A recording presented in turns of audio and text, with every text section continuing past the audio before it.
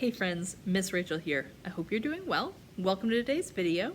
Today we're going to be doing foam factory. So what does that mean? We're going to be using a really versatile craft material you might already have. That's called foamcore board. So this is actually a really stiff kind of poster board that you might have used for a class presentation. Like the name says, it's made of a foam core with paper glued on either side. Now, this is great stuff for craft projects, and there are a lot of different things you can make, and I'm going to give you an overview of some of those later. But first, let's talk about why it's great. So, this paper on either side, it peels off very easily.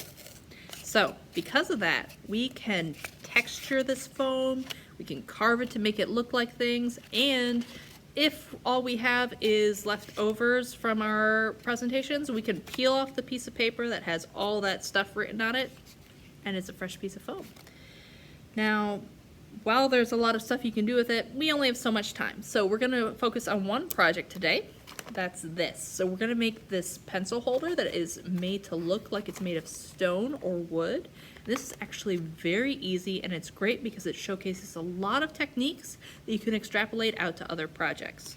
So before I get into the specifics of how to make this, let me show you some other things you can make with foam core. Let's go. You can make decorative wall hangings like these 3D letters, or you can use it to make different kinds of buildings, dioramas, doll houses, or terrain for tabletop games like Dungeons & Dragons. It's great for organization. Even just one little piece can make a difference. Let's start by protecting our work surface.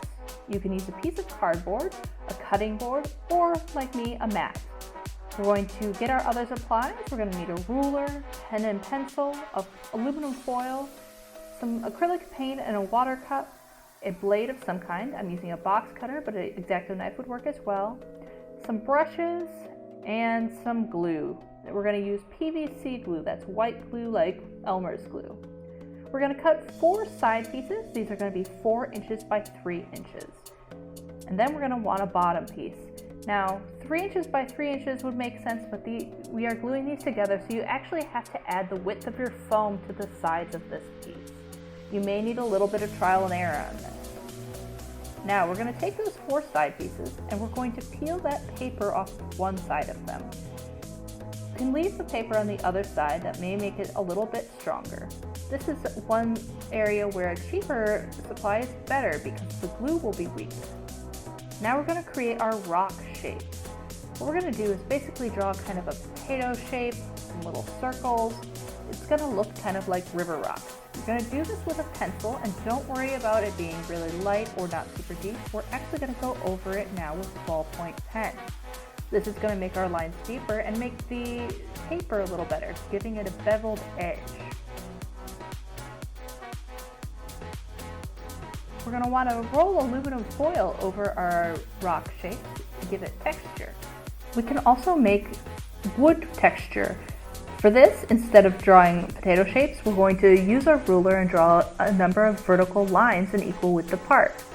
Then you'll draw more squiggly vertical lines to make a wood grain.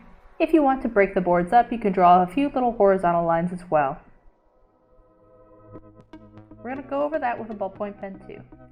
Now we're going to glue things together. Glue them along the long edge. You can use your white glue for this or hot glue. If you're going to use the white glue, it's a good idea to put a little piece of paper inside to reinforce the connection. You want to do this for all 4 sides so that you have a box. And then just attach your bottom. Nothing special needs to be done to it. If it's the right size, you can use that hot glue like I am here. That may be a stronger connection. And we'll just clean up the edges with a scrap piece. Now, we're going to make our mixture for painting. Our base coat is actually going to be a 1-to-1 mixture of our white glue and our black paint. The glue is going to help seal the foam and make it a little bit more durable. We want our base coat to be black no matter what, because what we're doing is we're putting it in the cracks to make them more obvious. Because of that, you're going to want to make sure that no white is showing at all. Really push it down into all the cracks and divots. Now, next we're going to do something called dry brushing. You're going to want to dip your brush into some paint preferably using a dry brush, and then wipe most of the paint off on a paper towel. Then you're going to lightly brush it across the surface, going perpendicular to the lines you've drawn into the foam if you can. You do not want the paint going into those cracks or into those divots. We really want it to be just on the surface, so those are obvious. I'm going to use this brown paint for the fake wood, and then we're going to use the medium gray to start with our rocks. Now we want to add some extra texture and pop to them, so we're going to go over it again after it's dried with an even lighter gray.